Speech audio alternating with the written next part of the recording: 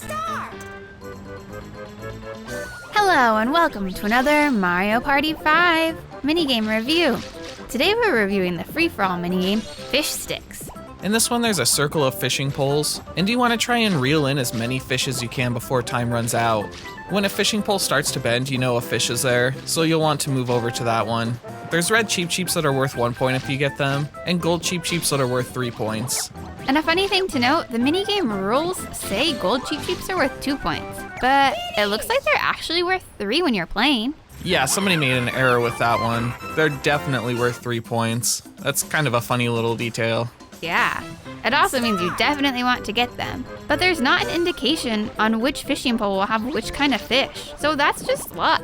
Yeah, it is. It's all just completely random. So really you just want to make sure you pull in as many fish as you can so that you have a higher chance of getting those gold ones. Yeah, when we first started playing this, we kind of kept to our own little quadrants, but we noticed the computer players were running around and just going to whatever poles were bending first. So we scrapped our strategy immediately and just started doing that. So move around as much as possible to see how many fishing poles you can get to.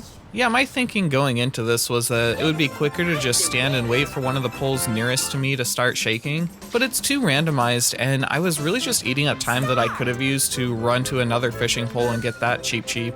Yeah, same. There was even one game where when it started we were in our designated spots, and usually I was waiting for one pole to bend in my area before moving on because that's kind of what was happening in the other games. But I noticed that both you and I didn't have any fishing poles that were bending right away, so we had to immediately move somewhere else.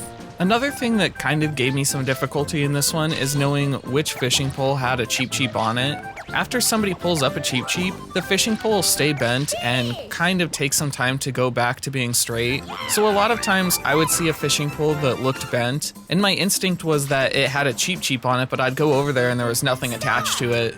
I feel like I would have preferred this if the fishing pole just straightened out immediately after the Cheep Cheep was caught off of it. Yeah, I agree. I had that happen to me too.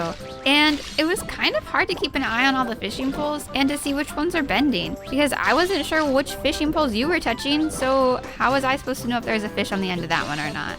This game was fun, but it had some challenges.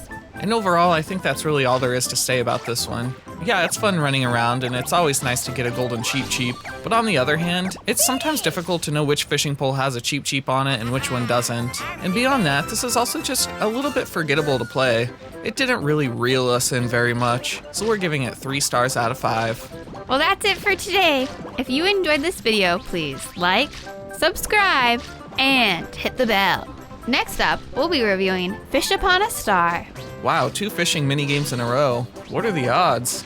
You know, I want to say unlikely, but you never know with Mario Party.